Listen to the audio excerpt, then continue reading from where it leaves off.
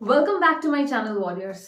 हाँ, मुझे पता है आप लोगों के एसएससी के एग्जाम्स खत्म हो चुके हैं and I guess and I wish कि आप लोगों का एग्जाम बहुत ही अच्छा गया हो, आप लोग बहुत अच्छे मार्क्स लेकर आए।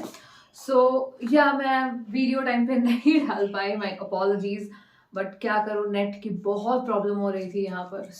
अब फाइनली मैंने सारे के सारे प्रॉब्लम्स को टैकल कर लिया है। अब मैंने फोन ले लिया है, लाइटिंग वाइटिंग सब कुछ सही कर दिया है and at the same time मैंने वाईफाई भी लगवा लिया है। अब कोई प्रॉब्लम नहीं होगी। तो नए शेड्यूल में आप लोगों का वीडियोस आता रहेगा Monday to Saturday for class 10, 11 and 12। Please देखना मत भूलिएगा। मैं आप लोग प्लीज सब्सक्राइब कर लीजिएगा और मैं आप लोगों को डेट बता दूंगी, डेज बता दूंगी, कौन कौन से डेज में क्लास 10 का आएगा, कौन से डेज में क्लास 11 एंड कौन कौन से डेज में क्लास 12 के वीडियोस आएंगे, मैं सब बता दूंगी आप लोगों को। आज हम लोग सेकंड पार्ट करने वाले हैं इसी चैप्टर का, सेक्टर्स ऑफ इंडियन इकोनॉमी, जो कि हम लोगों का छूट गया था, रह गया था।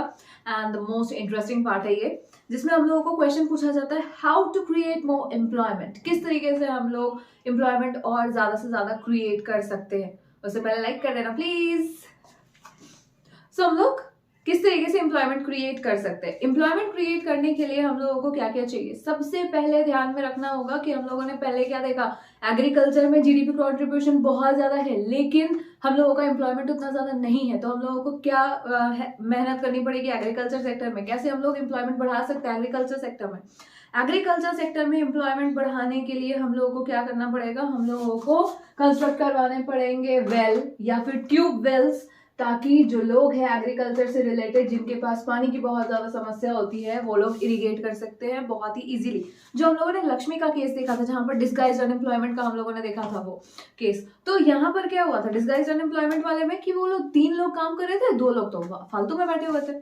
तो उस सिचुएशन में किस तरीके से हम लोग एम्प्लॉयमेंट दे सकते हैं लोगों को, या हमारी गवर्नमेंट एम्प्लॉयमेंट दे सकती है लोगों को। सबसे पहला, जो 2 हेक्टर का जो प्लॉट रह गया था लक्ष्मी के पास, अनइरिगेटेड जमीन जो रह गया था, उसके लिए बैंक या गवर्नमेंट क्या कर सकती है, बैंक से लोन दिलवा सकती है। उसके अलावा कर सकती है कि कंस्ट्रक्ट वेल्स, कुआं बनवा दे फैमिलीज के लिए लक्ष्मी, ताकि अपने जमीन को इरिगेट कर सकते हैं, अच्छे से इरिगेट कर सकती है। और अगर वो उसके पास पानी की कोई समस्या नहीं होगी तो वो दूसरा क्रॉप भी लगा पाएगी, वीट भी लगा पाएगी राबी सीजन में। और चलो सपोज कर लेते हैं, मान लेते हैं, जैसे आपके बुक में लिखा हुआ है, मान लेते हैं कि 50 दिन के लिए जो वीट है, वीज, मान लेते हैं कि ये जो 1 एकड़ जहां पर हम लोग अगर वीट लगाते हैं तो क्या होता है, 50 दिनों के लिए 2 लोगों को एम्प्लॉयमेंट मिलती है। चाहे वो शोइंग लगाने वाला टाइम हो, या पानी डालने वाला टाइम हो, खाद डालने के लिए हो, या फिर वो हार्वेस्ट करने का टाइम हो, तो इन सारे समय पे इन लोगों को एम्प्लॉयमेंट दिया जाता है। सो 2 more members of the family can be employed in her own field। तो 2 लोग जो डिस्गाइज्ड अनएम्प्लॉयड बैठे थे, वो लोग भी यहाँ पर और ज्यादा अच्छे से काम कर सकते हैं, पूरा मेहनत कर सकते हैं, सबके सब मिलकर ज्यादा कमा सकते हैं। और सपोज करते हैं कि फिर डैम बनवा दिया गया, गवर्नमेंट को बहुत ज्यादा दया है, गवर्नमेंट ने डैम बनवा दिया, तो अगर डैम बन जाता है तो लोगों की पानी की समस्या खत्म हो जाएगी। पानी की समस्या खत्म हो जाएगी तो बहुत सारे लोग एग्रीकल्चर कर पाएंगे। This could lead to a lot of employment generation within the agricultural sector itself, reducing the problem of underemployment. Exactly, underemployment का जो प्रॉब्लम है वो पूरी तरीके से खत्म हो जाएगा। एंड अब सपोज करते हैं कि लक्ष्मी जो है वो बाकी सारे फार्मर्स के साथ क्या पहले से ज्यादा क्रॉप्स ग्रो कर रही है। अब ऑब्वियस है ना, अगर हम लोग ज्यादा क्रॉप्स ग्रो कर रहे हैं, हमारे पास बहुत सारा है, तो हम लोग क्या करेंगे, हम प्रॉफिट के बारे में सोचेंगे, हम सोचेंगे कि कैसे उसको बेचा जा सकता है। तो पहले जहां पर हम सिर्फ और सिर्फ ये कर रहे थे कि हम अपने लिए क्रॉप्स उगा रहे थे, सिर्फ अपने यूजेज के लिए, अब हम लोग बाहर बेच रहे हैं। अब बेचने में किन किन को एम्प्लॉयमेंट मिलेगा, देखो सारा का सारा चेन की तरह एकदम एक दूसरे से मिला हुआ है, एक दूसरे के साथ है, किसी को भी आप ब्रेक नहीं कर सकते। एग्रीकल्चर में अगर हम लोगों का प्रॉफिट होता है, ज्यादा क्रॉप्स ग्रो होते हैं, तो क्या होगा, लक्ष्मी अब बाहर बेचेगी। बाहर बेचने के लिए उसको क्या चाहिए होगा, ट्रांसपोर्टेशन चाहिए होगा। ट्रांसपोर्टेशन से रिलेटेड जो लोग हैं वो लोग, लक्ष्मी के अलावा जितने फार्मर्स, अगर डैम की वजह से उनका भी प्रोडक्शन ज्यादा हो जाता है, वो लोग भी बेचेंगे। अब ज्यादा क्रॉप से रखने के लिए ज्यादा जगह चाहिए, स्टोरेज चाहिए, तो स्टोरेज भी मिलेगा इन लोगों को, स्टोरेज भी, तो स्टोरेज वाले को भी पैसे मिलेंगे। सो स्टोरेज हो गया, फिर हमारा क्या बोलते हैं, हमारा ट्रांसपोर्टेशन हो गया, ट्रांसपोर्टेशन एंड ऑल, ये तो ठीक है। और अगर गवर्नमेंट और थोड़ा सा इन्वेस्ट कर दे, मान लेते हैं हमारी गवर्नमेंट बहुत अच्छी होगी, गवर्नमेंट और थोड़ा सा इन्वेस्ट कर दे रही है, इन्वेस्टमेंट कहाँ पर, रोड्स बनवाने में, तो रोड बनाने वाले तब मिनी ट्रक्स चलने लगेंगी, मिनी ट्रक्स चलने लगेंगे तो फार्मर्स जो कि लक्ष्मी जैसे फार्मर्स है जिनके पास अब पानी का एक्सेस आ गया है, वो अब धीरे धीरे सेल अपने क्रॉप्स को ग्रो और सेल कर पाएंगे इजीली, क्योंकि मिनी ट्रक्स चल रही हैं, सबके पास जा रहा है, तो क्रॉप्स वो लोग लोड करके इजीली भेज पाएंगे। रोड, सड़कें बहुत ज्यादा इंपॉर्टेंट है, सड़कें अगर अच्छी नहीं होती तो बहुत ज्यादा परेशानी होती है कम्युनिकेशन में, बेचने में, खरीदने में, बहुत ज्यादा कहीं पर भी मार्केट तक पहुंचने में हमें बहुत ज्यादा परेशानी होती है अगर सड़कें अच्छी नहीं है तो। So this activity can provide productive employment to not just farmers but also other such as those in the services like transport or trade। तो obviously सिर्फ और सिर्फ farmers को ही फायदा नहीं होगा, ये जो डैम बनेगा, ये वेल्स बनेंगे, इन सब से सिर्फ फार्मर्स को ही फायदा नहीं होगा बल्कि बाकी के ट्रांसपोर्टेशन वालों को, फिर उसके अलावा जो है ट्रेड वाले, इन सब को भी बहुत ज्यादा फायदा होगा। सो लक्ष्मी's need is not confined to water alone। सिर्फ और सिर्फ पानी तक ही नहीं रह गया है लक्ष्मी के नीड्स, सिर्फ और सिर्फ पानी तक ही नहीं रह गए, बल्कि अब सिर्फ पानी से कल्टीवेशन हो सकता है? नहीं हो सकता। पानी के अलावा क्या चाहिए उसको? चाहिए होगा, लक्ष्मी को चाहिए होगा seeds, HYV seeds, fertiliser, pesticides. हम जानते हैं एग्रीकल्चरल इक्विपमेंट्स बहुत ज्यादा महंगे आते हैं, बहुत ही ज्यादा महंगे होते हैं ये सारे, तो इसके लिए अब लक्ष्मी को कहाँ जाना पड़ेगा? उसको जाना पड़ेगा मनी लेंडर के पास। अब मनी लेंडर के पास अगर वो जाती है तो फिर उसके लिए बहुत ज्यादा प्रॉब्लम हो जाएगा, क्योंकि मनी लेंडर तो उसको बहुत ज्यादा rate of interest, high rate of interest में पैसे देंगे, हाई रेट ऑफ इंटरेस्ट में पैसा देगा, तो बहुत समय रिस्क रहता है कि आप पैसा वापस कर भी पाओगे या नहीं, जो कि हम लोग अगले चैप्टर में ही पढ़ेंगे मनी एंड क्रेडिट में। सो ये बहुत बड़ी प्रॉब्लम रह जाती है। If the local bank gives her credit at a reasonable rate, अब आता है यहाँ पर बैंक, अगर बैंक प्रोवाइड कर रही है लोन, वो भी रीजनेबल रेट में, लो रेट ऑफ इंटरेस्ट में, तो लक्ष्मी को बहुत बहुत फायदा होगा। लक्ष्मी और उसके जैसे बाकी के सारे फार्मर्स जो हैं वो लोग बहुत ही इजीली क्रॉप्स उगा पाएंगे। This means that along with water, इसके साथ साथ मतलब पानी के साथ साथ इन लोगों के साथ क्या है, ये लोग एग्रीकल्चरल, सस्ते में एग्रीकल्चरल क्रेडिट या लोन भी इन लोगों को मिल जा रहा है, तो फार्मिंग इन लोगों का और ज्यादा इंप्रूव होगा।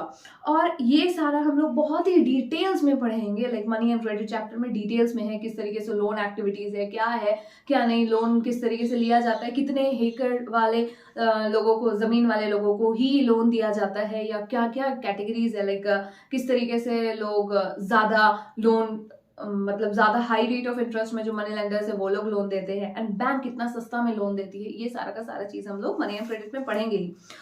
इसके अलावा ये सारे जो प्रॉब्लम्स है, अनदर वे, इसके अलावा जो एक और तरीका है जिससे हम लोग प्रॉब्लम सॉल्व कर सकते हैं वो इंडस्ट्रीज को सेटअप करना। Exactly, industrialization and urbanization goes hand in hand. ये हमेशा से हम लोग बोलते हैं कि इंडस्ट्रियलाइजेशन और अर्बनाइजेशन एक साथ चलता रहता है। जहां पर इंडस्ट्रीज को सेटअप कर दिया, बस उसके साथ साथ फिर क्या होता है, लोग ज्यादा एम्प्लॉयड होने लगते हैं, एम्प्लॉयड होने के साथ साथ फिर ज्यादा पैसा अगर आएगा तो ऑब्वियसली वो लोग स्कूल के बारे में सोचेंगे, हॉस्पिटल्स के बारे में सोचेंगे, एंड हॉस्पिटल्स वो अपने बच्चों को पढ़ाएंगे, पढ़ा कर फिर वो टीचर, डॉक्टर एंड ऑल ये सारे बनाएंगे, तो उस तरीके से और ज्यादा एम्प्लॉयमेंट जनरेट होता है। तो सबसे बड़ा चीज क्या था, पहले एग्रीकल्चर को सुधारने के लिए गवर्नमेंट ने क्या किया, वेल्स लगवा दिए, डैम्स लगवा दिए। फिर और ज्यादा अच्छा करने के लिए क्या किया, इंडस्ट्रीज को सेटअप कर दिया, सेमी रूरल एरियाज में इंडस्ट्रीज को सेटअप कर दिया गया। अब बहुत ज्यादा लोगों को एम्प्लॉयमेंट मिलने लगा, और सपोज करते हैं कि बहुत सारे फार्मर्स जो हैं वो चिकपी लाइक पल्स क्रॉप्स उगाने लगे, तो यहाँ पर दाल मिल्स, और अगर दाल मिल्स लगाया हुआ है, दाल मिल्स लगा दिया गया है, तो क्या होगा, वहां पर प्रोसेस होगा, फिर रिफाइन होकर, एकदम प्रोसेस होकर, पैकेजिंग होकर, फिर वो सिटीज में बेचा जाएगा, सिटीज वाले लोग खरीदेंगे उसको, और जिसके लिए स्टोरेज करने के लिए फिर हम लोग को कोल्ड स्टोरेज की जरूरत पड़ेगी, और जिसको फार्मर्स को उससे भी फायदा होगा, उन लोगों के लिए अपॉर्चुनिटीज बढ़ेंगे। अब यहाँ पर पोटैटोज वो लोग प्रोड्यूस कर सकते हैं, अनियन सेल कर सकते हैं। तो यहाँ पर एक इंडस्ट्री के आने की वजह से क्या हुआ कि लोग धीरे धीरे करके अब वहां से, गांव से ये लोग शहरों में भी बेचने लगे, अपना सामान शहरों में भी बेचने लगे। उन लोगों को पता चल गया किस प्रोसेस में उन लोगों को शहरों में बेचना है, कैसे करके वो लोग बेच सकते हैं अपने सामान को, और फिर उसके अलावा क्या कर सकते हैं, when the price is good.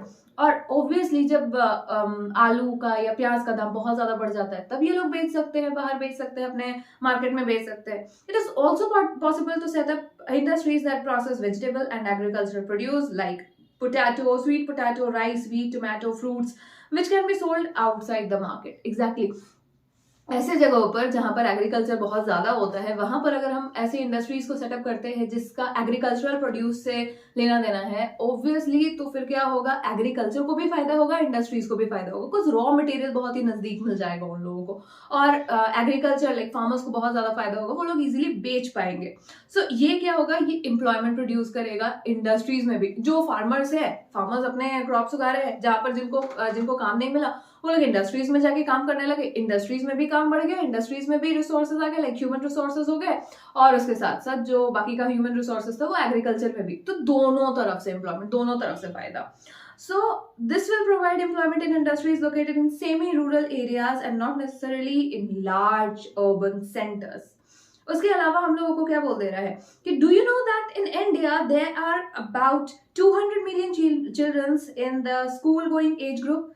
200 million students है, ऐसे बच्चे हैं, चिल्ड्रंस है जो कि स्कूल गोइंग एज ग्रुप से बिलोंग करते हैं, और इनमें से सिर्फ और सिर्फ 230 है जो स्कूल अटेंड करते हैं। बाकी के सारे ये लोग क्या करते हैं, ये लोग वर्किंग चाइल्ड लेबर्स है, चाइल्ड लेबर जो कि स्कूल अटेंड नहीं कर पाते।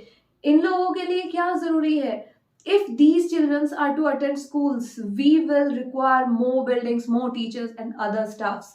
अब यहाँ पर एम्प्लॉयमेंट जनरेशन कैसे हो रहा है, बच्चे जो कि पढ़ने नहीं जा रहे हैं, बच्चे जो कि चाय वाले दुकान में छोटू चाय लाओ और चाय वाला चाय बेचने वाला काम कर रहे हैं, या फिर किसी मतलब फैक्ट्रीज में काम करें, किन्हीं फैक्ट्रीज में काम करें, अगर वो सारे बच्चे भी जाने लगे स्कूल तो सोचो क्या होगा, फिर हम लोगों के अभी जितने बच्चे उनसे डबल ट्रिपल हो जाएगा। एंड फिर हम लोगों को क्या चाहिए होगा, हम लोगों को बिल्डिंग्स चाहिए होगी, हम लोगों को एक्स्ट्रा टीचर्स चाहिए होगा, बिल्डिंग्स बनेगा, कंस्ट्रक्शन वर्कर्स को फायदा होगा, पैसे मिलेंगे, एम्प्लॉयमेंट मिलेगा, टीचर्स को एम्प्लॉयमेंट मिलेगा। सो ये सारी चीजें हैं जिस तरीके से हम लोग एम्प्लॉयमेंट बढ़ा सकते हैं।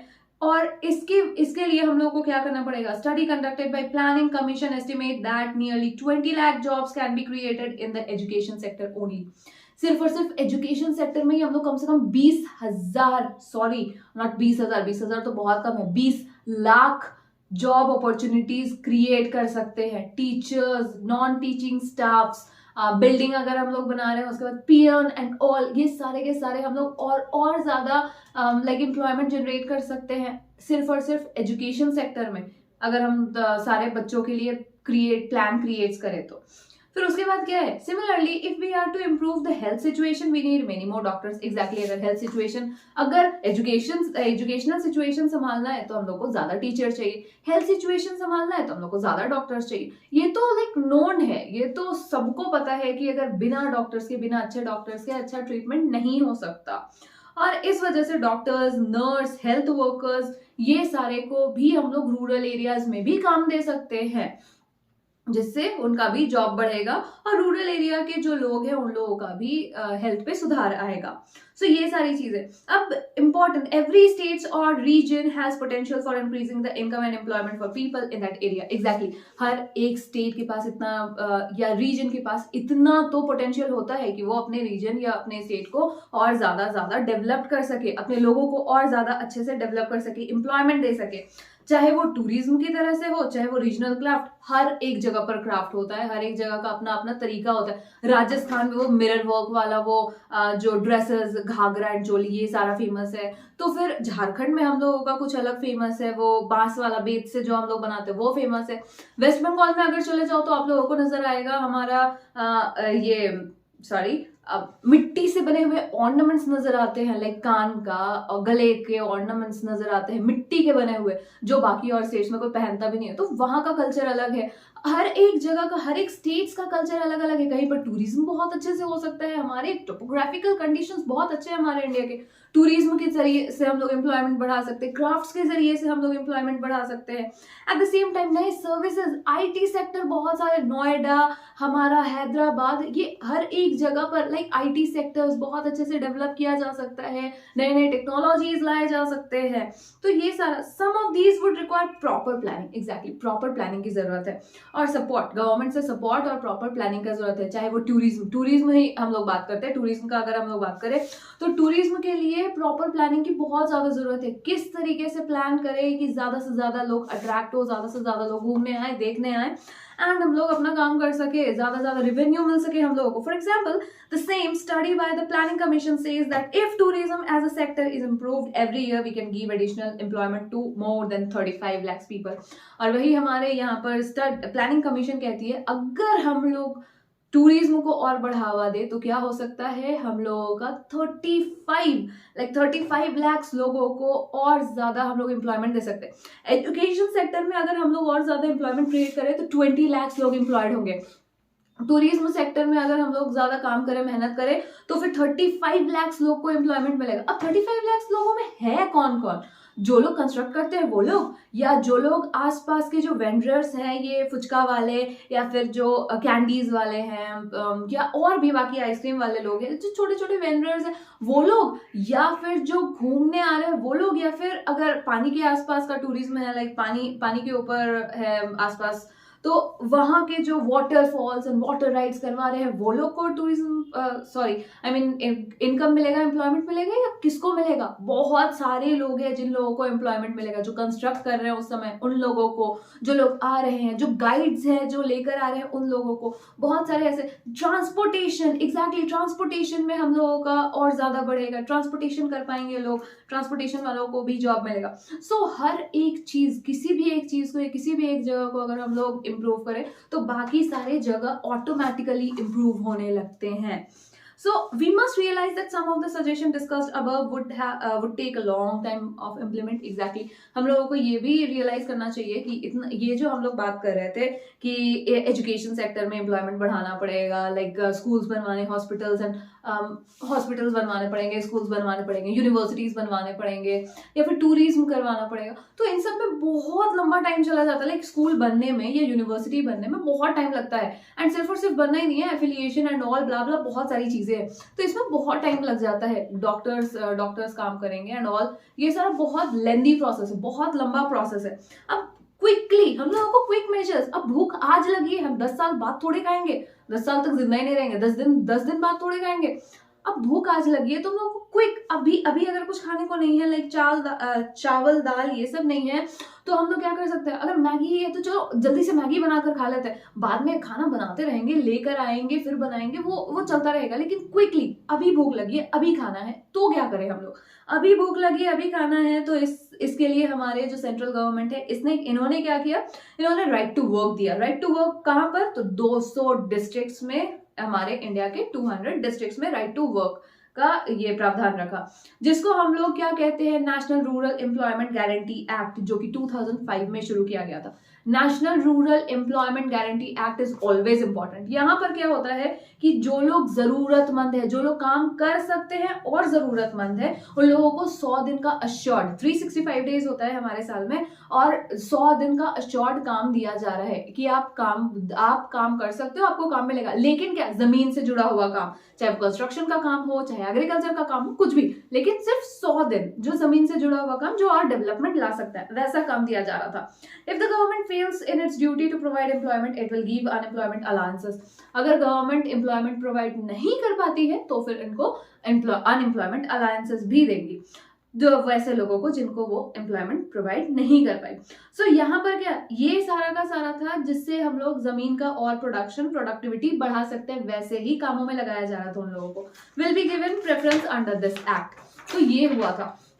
अब आते हैं division of sectors as unorganized and organized sector. तो ये देखो, ये देखने की भी जरूरत नहीं है हम लोगों को अनऑर्गेनाइज्ड सेक्टर और ऑर्गेनाइज्ड सेक्टर में डिवीजन कैसे है. मैं आपको सीधी ऐसे ही बता सकती हूँ क्या है, किस तरीके से हम लोग डिफरेंशिएट कर सकते हैं.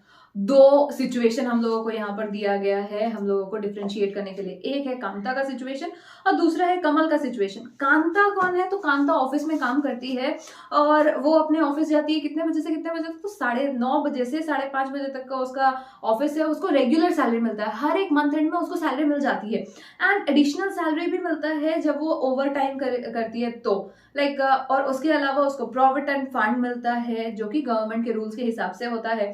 फिर उसके उसके अलावा उसको क्या क्या मिलता है, उसको मेडिकल फैसिलिटीज भी मिलता है और बाकी अलाउंसेस भी मिलते हैं। लाइक अगर वो बीमार हो गई तो उसको सिक लीव भी मिलता है, वो भी पेड सिक लीव, कुछ दिनों का पेड सिक लीव भी होता है। और Kanta does not go to office on Sundays, even Kanta Sunday को ऑफिस भी नहीं जाती और फिर भी उसको पेड मिलता है, पेड हॉलीडेज मिलते हैं, संडे को उसको पेड हॉलीडेज मिलते हैं। और जब वो अपने फिर वापस से अपने काम के लिए ज्वाइन करती है तो she was given an appointment letter. Exactly जब वो काम ज्वाइन की थी, जब पहली बार उसने ऑफिस ज्वाइन किया था तो उसको अपॉइंटमेंट लेटर मिला था। ये क्या है, किसका है, ऑर्गेनाइज सेक्टर का, अनऑर्गेनाइज सेक्टर का नहीं। लाइक हम लोग ऑर्गेनाइज या गवर्नमेंट सेक्टर बोल सकते हैं इसको।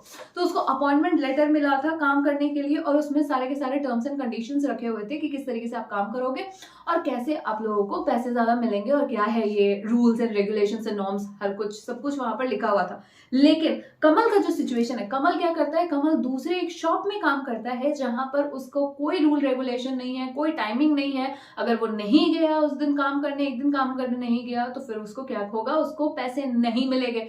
कोई पेड लीव नहीं है, कोई पेड हॉलीडे नहीं है कि संडे को काम नहीं किया तो संडे को पैसे मिल जाएंगे, नहीं, उसको नहीं मिलेगा। सिक अगर बीमार है तो उसको कोई हेल्थ अलाउंसेस या दूसरे कोई अलाउंसेस उसको नहीं मिलेंगे।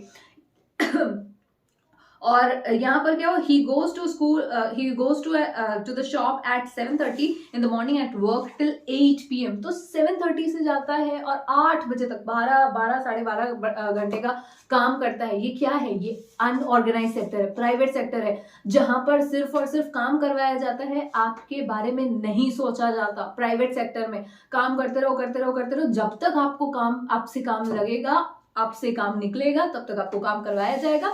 जैसे ही आप बेकार हो गए, you are good for nothing for them, so वो लोग निकाल देंगे। एंड बहुत समय तो ऐसा भी होता है प्राइवेट कंपनी में हम लोगों को या प्राइवेट जगहों पर अनऑर्गेनाइज सेक्टर्स पे हम लोगों को कोई भी अग्रीमेंट नहीं होता, बिना किसी अग्रीमेंट के काम करते हैं। जब मन किया बॉस का तब वो निकाल देंगे कि आपसे काम नहीं हो रहा है, हम आपको नहीं रख सकते, आई एम सॉरी।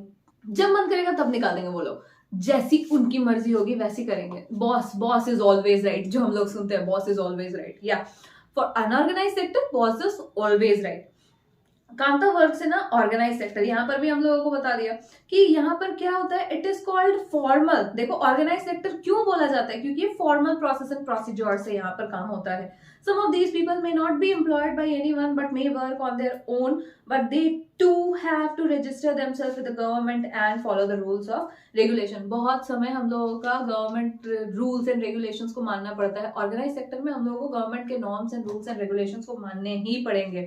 और गवर्नमेंट सेक्टर या ऑर्गेनाइज सेक्टर का सबसे अच्छा क्या है, अश्योर्ड एम्प्लॉयमेंट। लाइक आपको कोई ये नहीं बोल सकता, आप सुबह सुबह काम करने के लिए गए और आपको कोई ये नहीं बोल सकता कि आज से आप काम में, कल से आप काम में मत आना, मुझे आपका काम पसंद नहीं, ये कोई नहीं बोल सकता ऑर्गेनाइज सेक्टर में। बट अनऑर्गेनाइज सेक्टर में अब वो बॉस अपने बेनिफिट के हिसाब से, अगर उनको लगता है कि काम से निकाल देने से उनका बेनिफिट होता है, उनके कुछ पैसे बचेंगे, तो दे विल डू दैट। इस कोरोना के सिचुएशन में इन टीचर्स के साथ ही हुआ था ऐसा कि पूरा का पूरा बड़ा बड़ा स्कूल, बड़े बड़े स्कूल्स में क्या किया जा रहा है, एक टीचर से क्लास 6 से लेकर 10 तक का पढ़ाई करवाया जा रहा था। लाइक इंग्लिश भी आप ही संभालो, एसएसटी भी आप ही संभालो, हर एक काम आप ही करो। बाकी और सारे टीचर्स को निकाल दिया गया। लाइक 15 टीचर्स, जहां पर क्लास LKG से लेकर क्लास 10th का क्लास चल रहा हो या 12th का क्लास चल रहे हो, वहां पर कितने सारे टीचर्स की जरूरत पड़ती है हर एक स्कूल में। लेकिन क्या किया जा रहा था, सिर्फ और सिर्फ 15 टीचर या 20 टीचर को रखा जा रहा था, बाद बाकी टीचर को भगा दिया जा रहा था। क्यों?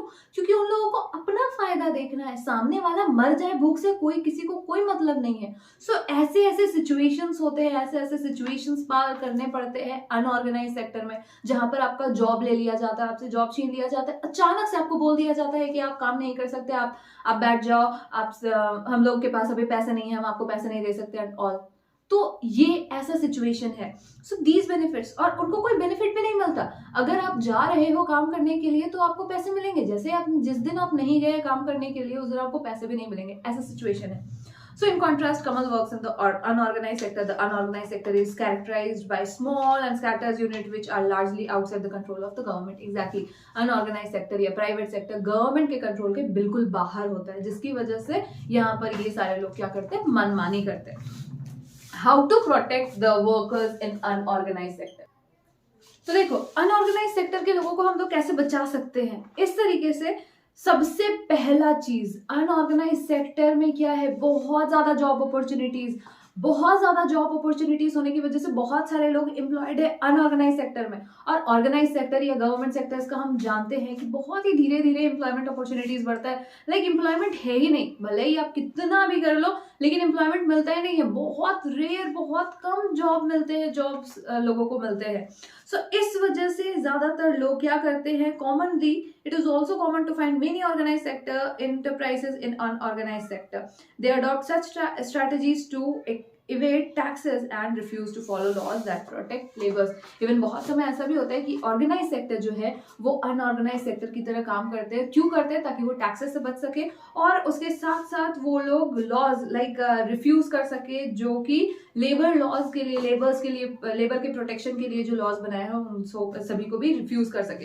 एज ए रिजल्ट क्या होता है, लार्ज नंबर ऑफ, बहुत ज्यादा, बहुत सारे जो लोग हैं वो लोग कहाँ पर जाकर काम करने लगते हैं, वो लोग जाते हैं अनऑर्गेनाइज सेक्टर में, जहां पर उनको बहुत ही कम सैलरी दी जाती है। दे आर ऑफन एक्सप्लॉयटेड, उन लोगों को एक्सप्लॉयट किया जाता है। बहुत समय तो फेयर वेजेस भी नहीं दिए जाते, पूरा पूरा काम करवाया जा रहा है। काइंड ऑफ यही कि अगर टीचर्स का ही बात करें हम लोग, तो पूरा पूरा काम करवाया जा रहा था, हाफ सैलरीज दिए जा रहे थे, but teachers were not able to say anything just because they didn't have any options, they didn't have any other place to go and earn for their own. So this was the situation of teachers. इतना ज्यादा बुरा situation था teachers का कि आप 5,000 दे रहे हो तो ठीक है भाई साहब, मैं 5,000 में ही खुश हूँ। आप 10,000 दे रहे हो तो ठीक है भाई साहब, मैं 10,000 में ही खुश हूँ। भले ही मेरा घर चले ना चले, मुझे लोन ही क्यों ना लेना पड़े, मुझे राशन की दुकान में जाकर बोलना पड़े अगले महीने या जब मुझे पैसे मिलेंगे तब मैं आपको दे दूंगा पैसे या दे दूंगी पैसे, इस तरीके से घर चलाना पड़े, वो भी मंजूर। क्यों मंजूर? क्योंकि बाकी और कहीं पर जॉब ही नहीं है। अगर मैं यहाँ पे भी छोड़ दूंगी तो मुझे कहीं और जॉब ही नहीं मिलेगा। ऐसा सिचुएशन हो गया था लोगों का। इवन अभी भी बहुत सारी जगहों पर ऐसे सिचुएशंस है, अभी बहुत रेयर ही कुछ स्कूल्स है जो फुल सैलरीज दे रहे हैं। So this happens, they are often exploited and not paid a fair wage. Their earnings are low and not regular. Even earnings, हमारा earnings भी क्या होता है प्राइवेट सेक्टर वालों का, रेगुलर नहीं होता, लो होता है, बहुत ही कम होता है। ये जो जॉब्स है ये सिक्योर भी नहीं है और कोई बेनिफिट भी नहीं है हम लोगों को। प्राइवेट जॉब वालों को कोई बेनिफिट भी नहीं है और कोई सिक्योरिटी भी नहीं है, जॉब सिक्योरिटी भी नहीं है। Since the 1990s it is also common to see a large number of workers losing their job in the organized sector. Even ये भी कॉमन हो गया है देखना कि ऑर्गेनाइज सेक्टर में भी बहुत सारे लोग अब अपना जॉब खो दे रहे हैं, उन लोगों को भी जॉब से निकाल दिया जा रहा है। और इस वजह से ऑर्गेनाइज सेक्टर से वो लोग को जाना पड़ रहा है कहाँ पर, अनऑर्गेनाइज सेक्टर में, जहां पर वो लोग को बहुत ही कम कमाई हो रहा है। और इस वजह से ज्यादा काम और ज्यादा काम का हम लोगों को जरूरत पड़ गया ताकि हम लोग प्रोटेक्ट कर सके हमारे वर्कर्स को जो कि अनऑर्गेनाइज सेक्टर में है। Who are these vulnerable peoples who need protection? कौन है ऐसे लोग जिनको प्रोटेक्शन की जरूरत है, बहुत ज्यादा बदतर कंडीशन में है? वो लोग नहीं जो ऑफिसेज में काम करते हैं, वो लोग नहीं जो टीचर्स हैं जो बहुत ही ज्यादा बुरे हालत में, नहीं, इनसे भी ज्यादा बुरे हालत में लोग हैं। कौन है ऐसे लोग? जो लैंडलेस एग्रीकल्चरल लेबर्स है, जिनके पास खुद का जमीन नहीं है, दूसरों की जमीन में जाकर काम करते हैं। स्मॉल एंड मार्जिनल फार्मर्स, जिनके पास बहुत ही कम जमीन है, बहुत ही स्मॉल फार्मर है जो थोड़ा बहुत खुद ही क्रॉप उगाते हैं, खुद ही खा सकते हैं। आर्टिसंस या शेयर क्रॉपर्स, ऐसे लोग जो कि वीवर्स है, ब्लैकस्मिथ है, कॉबलर्स है या कारपेंटर है, गोल्डस्मिथ है, ऐसे लोग नियरली 80% ऐसे लोग हैं रूरल हाउस होल्ड के इंडिया के जो कि स्मॉल या मार्जिनल फार्मर्स से फार्मर कैटेगरी से बिलोंग करते हैं। कोई लार्ज फार्मर्स नहीं है, कोई रिच फार्मर्स नहीं है, बल्कि स्मॉल फार्मर्स है, पुअर फार्मर्स है हमारे इंडिया में ज्यादातर। सो ये क्या, अगर हम लोग इन लोगों को कैसे सपोर्ट कर सकते हैं? अगर हम लोग टाइमली इन लोगों को सीड्स दे दे, इन लोगों को क्रेडिट दे ताकि ये लोग स्टोरेज फैसिलिटीज दे, मार्केटिंग आउटलेट्स दे, और इन लोगों को थोड़ा सा और टेक्नोलॉजी के बारे में समझाएं, लोगों को ज्यादा एकदम सस्ते रेट ऑफ इंटरेस्ट में क्रेडिट दे ताकि ये लोग और ज्यादा प्रोडक्शन कर सके, हम लोगों का क्रेडिट वापस कर सके, बैंक का क्रेडिट वापस कर सके। इस तरीके से इन लोगों को बचाया जा सकता है। अर्बन एरियाज में कौन है जो बहुत ही ज्यादा वल्नरेबल कंडीशंस में है? अर्बन एरियाज में स्मॉल स्केल इंडस्ट्रीज है, कैजुअल वर्कर्स है जो कंस्ट्रक्शन का काम करते हैं, उसके अलावा ट्रेड एंड ट्रांसपोर्टेशन वाले हैं। रिक्शा वालों को आज कोई देखता भी नहीं है। रिक्शा वाला जो कि पहले हम लोग रिक्शा यूज करते थे, अब हम लोग ऑटो यूज करते हैं। ऑटो यूज करने की वजह से रिक्शा वाले को कोई देखता भी नहीं है, रिक्शा पे कोई चढ़ता भी नहीं। वो लोग दिन दिन भर बैठे रह जाते हैं इस आस में कि कोई आएगा और कुछ 40-50 रुपए का भी कम से कम कमाई हो जाएगा, एक दिन का थोड़ा बहुत खा पीकर जिंदा रहेंगे। कितना ज्यादा वल्नरेबल कंडीशन उन लोगों का, सिर्फ वही नहीं बल्कि वेंडर्स जो है उन लोगों का भी कंडीशन बहुत ही ज्यादा बुरा होता है। इवन जब मैं आप लोगों को बता रही हूँ तो I can imagine all those things कि किस तरीके से ये रिक्शा वाले बैठे हुए रहते हैं, या किस तरीके से वो वेंडर्स एक जगह से दूसरे जगह जा रहे होते हैं इस आशा में कि कोई उनका थोड़ा बहुत भी सामान खरीद ले, कोई तो कुछ खरीद ले ताकि उनका कमाई हो सके, उनके बच्चे खा सके, भूखे ना रहना पड़े उन लोगों को दिन भर। तो इस तरीके से हम लोग देख सकते हैं, इस तरीके से हम लोग समझ सकते हैं कि कितना ज्यादा वल्नरेबल कंडीशन होगा वैसे लोगों का जो लोग अर्बन एरियाज में है, जो स्ट्रीट वेंडर्स है, हेड लोड वर्कर्स जो सर के ऊपर भार उठाकर जो घूम जाते हैं, गारमेंट इंडस्ट्रीज में रैग पिकर्स जो है वो जो कचरा चुनने वाले लोग आते हैं वो लोग, small scale industries also need government support. Exactly, small scale industries है उनको भी गवर्नमेंट का सपोर्ट जरूरत है। उनके पास भी इतने पैसे नहीं है कि वो बहुत ज्यादा प्रोडक्शन कर सके, बहुत ज्यादा प्रोडक्शन कर सकते, बहुत ज्यादा पैसे होते तो वो स्मॉल स्केल इंडस्ट्रीज ही नहीं कहलाते। ये रॉ मटेरियल्स के लिए, मार्केटिंग आउटपुट्स के लिए उन लोगों को गवर्नमेंट की जरूरत पड़ती है। The casual workers in both rural and urban areas need to be protected. Even जो रूरल या अर्बन एरियाज है उन सभी जगहों के जो कैजुअल वर्कर्स है वो भी, उनको भी प्रोटेक्शन की जरूरत है, उन लोगों के बारे में भी सोचने की जरूरत है। और मेजोरिटी ऑफ वर्कर्स जो है वो क्या है, शेड्यूल्ड कास्ट या ट्राइब्स या बैकवर्ड कम्युनिटीज से बिलोंग करते हैं, जो कि अनऑर्गेनाइज सेक्टर्स में है, themselves in the unorganized sector. Although ये पुराना बुक है, हम लोग ये नहीं बोल सकते कि सारे के सारे शेड्यूल कास्ट या शेड्यूल ट्राइब वाले बहुत ही गरीब हालत में, नहीं, वैसे बोलना नहीं चाहिए, बट उन लोगों को रिजर्वेशन मिलता है एंड इसको कोई मना नहीं कर सकता कि बहुत बुरे हालत में वो नहीं है। तो यहाँ पर हम लोग ये कास्ट वास्ट को हटाते हैं, हम लोग सच में डिजर्विंग पुअर्स के बारे में बात करते हैं कि जो सच में बहुत ज्यादा गरीब है, जिन लोगों को सच में जरूरत है लोगों के हेल्प की, गवर्नमेंट के हेल्प की, उन लोगों को हेल्प मिले, ना कि वैसे लोग जो लोग आगे बढ़ चुके हैं उन लोगों को हेल्प मिले। सो ये तो एक सोसाइटी में फिर डिफरेंस क्रिएट कर देगा। यहाँ पर उसके अलावा क्या है, besides getting the irregular and low paid works, these workers also face social discrimination. अब नहीं, पहले होता होगा, पहले होता था सोशल डिस्क्रिमिनेशन, बट अब नहीं होता social discrimination. So protection and support to the unorganized sector workers is thus necessary for both economic and social development.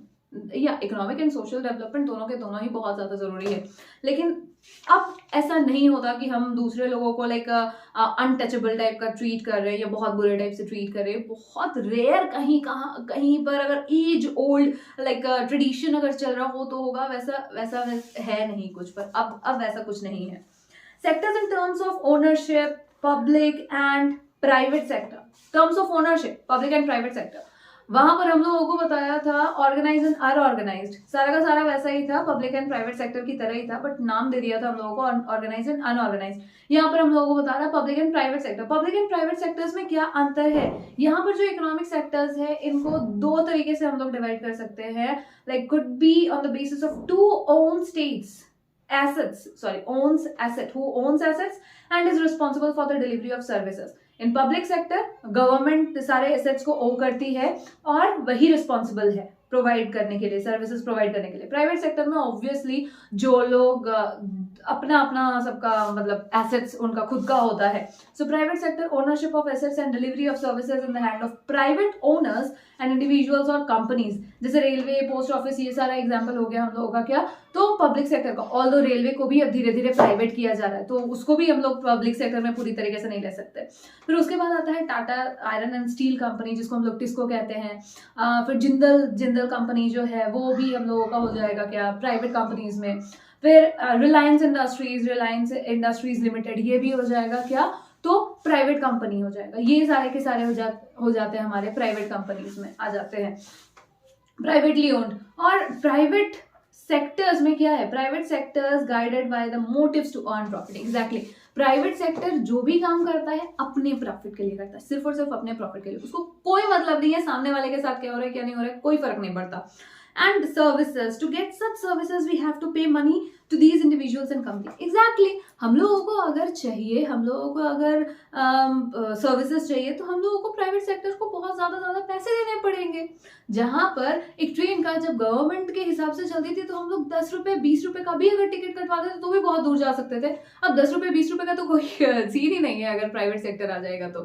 फिर ऑब्वियसली हाँ, बहुत सारे perks and like pros and cons, बहुत सारे, हर एक चीज में एडवांटेजेस एंड डिसएडवांटेजेस होते हैं, but government sector is very much important for us, for we peoples, जो कि हम लोग मिडिल क्लास फैमिली से या लोअर क्लास फैमिली से बिलोंग करते हैं, उन लोगों के लिए हम लोग एक गवर्नमेंट सेक्टर ही एक सहारा होता है कि थोड़ा सस्ता में हम लोगों को सामान मिल जाएगा ये. So these individuals and companies, the purpose of the public sector is not just to earn profit. लेकिन वही अगर पब्लिक सेक्टर का अगर बात करें तो पब्लिक सेक्टर का पर्पस सिर्फ और सिर्फ प्रॉफिट अर्न करना नहीं होता. गवर्नमेंट ज्यादा मनी रेज करती है, किससे? टैक्सेस से मनी रेज करती है और बाकी सारे दूसरे अलग अलग वेज है ताकि वो अपना एक्सपेंसेस को मेंटेन कर सके, सर्विसेज को मेंटेन कर सकते. जीएसटी लगाती है भाई, बहुत सारे अलग अलग टैक्सेस है जिसके तरीके से वो लोग अपना खर्चा निकाल सकती है. गवर्नमेंट ये नहीं करती कि आपको जो सामान बेच रही है उसमें ज्यादा पैसे आपसे लेगी, तो फिर प्राइवेट एंड गवर्नमेंट में तो कोई फर्क ही नहीं रह जाएगा फिर. So what are these activities? Why do government spend on such activities? Like modern days government spend a whole range of activities. Exactly, बहुत सारे अलग अलग तरीके के एक्टिविटीज में गवर्नमेंट मतलब पैसा वैसा खर्च करती है. लेकिन क्या है ये सारे activities? Let us find out. There are several things needed by the society as a whole, but which the private sector will not provide at a reasonable cost. एक सोसाइटी में बहुत सारी ऐसी चीजें होती हैं जो कि हम लोगों को जरूरत होता है, बट प्राइवेट सेक्टर क्या होगा? प्राइवेट सेक्टर कभी भी अपना लॉस लेकर कभी भी आपको वो सारे सोसाइटीज फैसिलिटीज प्रोवाइड नहीं करेगा, because they are not here to like दान देने के लिए वो लोग नहीं है. They are not here to give you something और इन like their loss, in the expense of their loss. So why some of these needs spending large sum of monies which is beyond the capacity? Exactly, कुछ ऐसे भी चीजें होते हैं जिसमें बहुत ज्यादा खर्चा पड़ जाता है जो कि हमारे प्राइवेट सेक्टर के कैपेसिटी के बहुत ही ज्यादा आगे है. प्राइवेट सेक्टर इतना ज्यादा पैसा नहीं लगा सकता. Also collecting money from thousands of people who use the utilities is not easy. Exactly, बिजली बिल अभी भी बिजली जो है वो भी गवर्नमेंट अभी भी रख रही है, चला रही है. So हजारों लोगों से पैसा कलेक्ट करना ये भी बहुत ज्यादा मुश्किल है. और इसके साथ साथ अगर हम लोग चार्जेस हाई कर देते हैं तो भी हमारे लाइक जितने भी सिटीजन्स हैं उन लोगों को बहुत ज्यादा प्रॉब्लम्स हो सकता है. Examples are construction of roads, bridges, railways, harbor, generating electricity, providing irrigation through dams, etc. ये सारे के सारे एग्जाम्पल्स है जिसमें गवर्नमेंट काम करती है, जिसको प्राइवेट सेक्टर नहीं लेता अपने हाथ में. तो बहुत ज्यादा खर्चा है और प्रॉफिट बहुत ही कम हो जाता है प्राइवेट सेक्टर्स के लिए. और प्रॉफिट अगर बढ़ाएगा तो फिर सिटीजन्स को प्रॉब्लम हो जाएगा, हमारे जैसे लोगों को प्रॉब्लम हो जाएगा. इस वजह से भी प्राइवेट सेक्टर वो सारा काम नहीं करता. So there are some activities which the government has to support, और कुछ ऐसे एक्टिविटीज है जिसको गवर्नमेंट को सपोर्ट करना ही पड़ता है. जैसे प्राइवेट सेक्टर में नॉट कंटिन्यू देयर प्रोडक्शन और business unless government encourages it. Exactly, बहुत समय प्राइवेट सेक्टर अपना बिजनेस इंकरेज नहीं कर सकते और ज्यादा बढ़ा नहीं सकते जब तक गवर्नमेंट उनको हेल्प नहीं करे. So government is like father. Government पापा की तरह है जिसके सामने हर एक बच्चा जाकर पापा से कुछ मांगता है, पापा हमको ये दिला दो, पापा मुझे वो दिला दो. एंड पापा is for thinking is always thinking about you and your benefits. हमेशा हमारे बारे में सोचते हैं, वो अपने बारे में नहीं सोचते. पापा हमेशा ऐसे ही होते हैं कि अपने बारे में नहीं सोचकर दूसरों के बारे में सोचते हैं, बच्चों के बारे में सोचते हैं, फैमिली के बारे में सोचते हैं. So this is the difference between private and government. And private is like आप शॉपकीपर के पास चले जाओ, शॉपकीपर को आप अगर बोलोगे कि भाई साहब मुझे ये चॉकलेट दे दो, भैया अंकल आप ये मुझे चॉकलेट दे दो, तो क्या वो देगा आपको? फ्री में देगा? कतई नहीं देगा फ्री में, क्योंकि उसका प्रॉफिट नहीं होगा. लेकिन अगर जब आप पापा से मांगते हो कोई चॉकलेट तो वो आपको फ्री में दे देते हैं, आपसे कोई पैसे नहीं मांगते. और तो मैं ये नहीं कह रही कि गवर्नमेंट फ्री में हर एक काम करते हैं, बट गवर्नमेंट क्या करती है, बहुत ही nominal like almost free type का ही आप लोगों को ट्रीट करती है, हम लोगों को ट्रीट करती है. लाइक हम लोगों को फ्री में ही ऑलमोस्ट मैं वर्ड यूज करी हूँ, ऑलमोस्ट बहुत ही सस्ते में हम लोगों को सारे चीजें प्रोवाइड करवाती है. So which there are some ये तो हो गया हम लोगों को. For example, selling electricity at the cost of generation may push up the cost of production of goods in many industries. Exactly, अगर हम लोग इलेक्ट्रिसिटी का कॉस्ट बढ़ा दें तो क्या होगा? बहुत सारे इंडस्ट्रीज में क्या होगा, बहुत सारे इंडस्ट्रीज का कॉस्ट और ज्यादा बढ़ जाएगा, मतलब प्रोडक्शन का कॉस्ट बढ़ जाएगा. प्रोडक्शन का कॉस्ट, फाइनल गुड का कॉस्ट किससे आता है, कैसे आता है? हर एक चीज का कॉस्ट मिलाकर उसका एवरेज निकाल के हम लोग फाइनल गुड्स का कॉस्ट निकालते हैं. तो उसी तरीके से इलेक्ट्रिसिटी अगर बढ़ा देंगे तो बाकी के प्रोडक्ट्स का भी दाम बढ़ जाएगा. जितना मशीन में उन लोगों को इलेक्ट्रिसिटी में खर्चा हुआ, जितना उनको सैलरी देने में खर्चा हुआ, जितना मशीन्स पे खर्चे हुए, जितना रेंट पे खर्चा हुआ, हर एक चीज को मिलाकर ही तो कोई भी चीज का, कोई भी सामान का प्राइस को डिटेक्ट किया जाता है ना, उसके बाद ही हम लोग प्राइस रखते हैं। अब इलेक्ट्रिसिटी अगर एक भी जगह से कुछ भी अगर हम लोगों का ज्यादा बढ़ गया तो ऑब्वियसली वहां का पैसा कहाँ से लेगी प्राइवेट सेक्टर, वो हम ही लोगों से, हम कस्टमर से ही हम लोगों से पैसा निकाला जाएगा। Similarly the government in India buys wheat and rice from farmers at a fair price. This is stores in its godown and sell at a lower price to consumers. Farmer को भी fair price मिल जाता है, MSP मिल जाती है, और हमें भी fair price में, हमें भी सस्ते दामों में दे दिया जाता है। कैसे?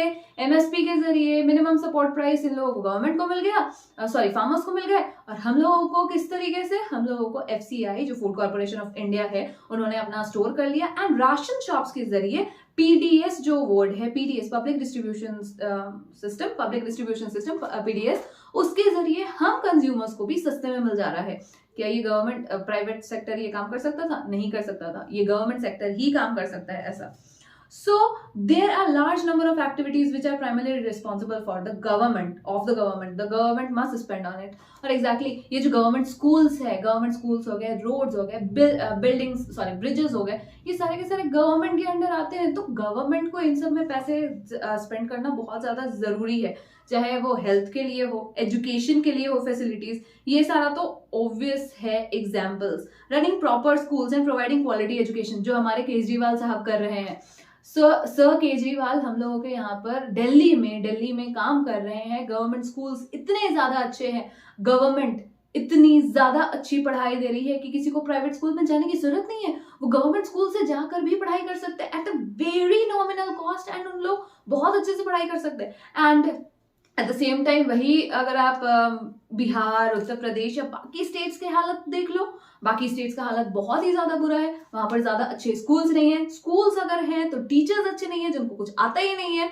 बहुत सारे ऐसे स्कूल्स, बहुत सारे ऐसे टीचर्स हैं जिनके वीडियो हमेशा वायरल होते हैं, जिनको संडे मंडे का स्पेलिंग नहीं आता बट टीचर बन के, आई डोंट नो हाउ, मुझे आज तक ये चीज पता नहीं चली कि हम इतने ज्यादा मेहनत करके भी नहीं बन पाते, और वो लोग जिनको संडे मंडे ट्यूसडे का नाम तक नहीं पता, स्पेलिंग तक नहीं पता, वो किस तरीके से प्रोनाउंशिएट तक नहीं कर पाते, गूगल को अच्छे से प्रोनाउंशिएट नहीं करते, नेचर को नटूरे एंड फ्यूचर को फटूरे कहते हैं, वो लोग कहाँ से कैसे टीचर बन जाते हैं? I can not imagine even that. So what ever it is, चलो उस कॉन्ट्रोवर्सी पे नहीं जाते, हम लोग यहीं पर रहते हैं। हम लोग देखते हैं कैसे कैसे और चीजें हम लोग बढ़ा सकते हैं। गवर्नमेंट किन सारी चीजों पे और ज्यादा पैसे स्पेंड कर सकती है। प्राइमरी स्कूलिंग में पैसे स्पेंड कर सकती है ताकि वो क्वालिटी एजुकेशन मिले बच्चों को, एलिमेंट्री एलिमेंट्री एजुकेशन में, और ये गवर्नमेंट का ड्यूटी है। इंडिया का साइज जो है, India size of illiterate population is one of the largest in the world, one of the largest बोल दिया हम लोगों को, like one of the largest किसमें? अनपढ़ लोगों में। लाइक अनपढ़ लोग बहुत ज्यादा है हमारे इंडिया में, जो पढ़े लिखे ही नहीं है। Similarly, we know that nearly half of Indian children are malnourished. उसी तरीके से हम लोग आधा से ज्यादा जो बच्चे हैं वो मेलनरिश्ड है, मतलब कुपोषण का शिकार है, जिनको खाना नहीं मिला, क्रिटिकली इल है। जो बहुत समय तो ऐसा होता है कि मम्मियों को, जब बच्चे पेट में होते हैं उन लोगों को इतना अच्छा से खाना ही नहीं मिल पाता कि वो बच्चे रह पाए। लाइक जन्म होने से पहले ही बच्चों का डेथ हो जाता है, बच्चे मर जाते हैं। टीवी में ऐड भी आता रहता है कि इतने 800 रुपए पर मंथ देकर आप हेल्प कर सकते हैं इन सारे बच्चों की जो प्री मच्योर होने से पहले, लाइक मच्योर होने से पहले प्री मच्योरली वो मर जा रहे हैं, पेट में ही मर जा रहे हैं बच्चे। तो ये सारी चीजें हैं। Being a women, I can understand that how it feels कि कोई मतलब आशा के साथ एक बच्चा आ रहा है एंड वो मेल नरिशमेंट की वजह से, खाना नहीं मिल पाने की वजह से कोई छोटा बच्चा मर गया। It's very very like you can not imagine the pain of that woman और दैट मदर। कितना ज्यादा पेनफुल होता होगा उस माँ के लिए जिसका बच्चा मर जाए। तो ये सारी चीजों में हमारे गवर्नमेंट ज्यादा पैसे खर्च कर सकते हैं। In fact mortality rate of Orissa is 87, Madhya Pradesh is 85, is higher than other of the poorest region of the world. Even world के सबसे गरीब सेक्शन से भी ज्यादा हायर है उड़ीसा और मध्य प्रदेश के इन्फेंट मॉर्टेलिटी रेट। बच्चा लोग जो मर रहा है, वो लोग इतना ज्यादा बच्चे मर रहे हैं यहाँ पर। African countries, even such as African countries को सब बहुत ज्यादा गरीब मानते हैं, बहुत ज्यादा उसमें सबको सोचते हैं कि बहुत ज्यादा गरीब कंट्री है या बहुत ही बुरा कंडीशन है वहां का, बहुत सारे वायरसेस हैं एंड ऑल दीज थिंग्स है। पर वो जो कंट्री है अफ्रीका, वहां पर भी इतना ज्यादा इन्फेंट मोर्टेलिटी रेट नहीं है जितना हमारे इंडिया में है। सो किसको आप ज्यादा बुरा मानोगे, किसका कंडीशन आप ज्यादा बुरा मानोगे, हमारे इंडिया का या अफ्रीका का? Government also needs to pay attention to the aspect of human development. Exactly, human development में बहुत ज्यादा काम करने की जरूरत है। आज चाइना का पॉपुलेशन भी उतना ही है, इंडिया का पॉपुलेशन भी उतना ही है, बट चाइना इतना आगे है इंडिया से, हम लोग इतना पीछे क्यों है? उसका सीधा सीधी रीजन यही है कि ह्यूमन डेवलपमेंट में ज्यादा काम नहीं किया जाता। Poor drinking facilities, poor food, like food conditions बहुत ही ज्यादा बुरे हैं। पीने का पानी, साफ पानी लोगों को नहीं मिलता। यहाँ पर झुग्गी झोपड़ियां भी तो बहुत ज्यादा है ना, उन लोगों तक भी तो पानी की जरूरत है, पानी पहुंचाने की जरूरत है। So, safe drinking water, housing facilities for the poor and food and nutrition. It is also the duty of government to take care of the poorest. Exactly, poorest का भी तो, जो गरीब है क्या वो इंडिया का नहीं है? इंडिया का ही तो, वो भी तो इंडिया का ही सिटीजन है क्या? उसका हम लोग नहीं ध्यान देंगे, उसके बारे में नहीं सोचेंगे? उसके बारे में भी तो सोचना बहुत ज्यादा जरूरी है। So this is the thing that we need to do. And ignore regions of the country through though increase spending in such areas. हम लोगों को उसमें भी जरूरत है काम करने की। देखो लाइट भी चला गया, चैप्टर खत्म हुआ, लाइट चला गया। So that let's call it a day and that's all for today. Thank you very much. Keep on watching my videos.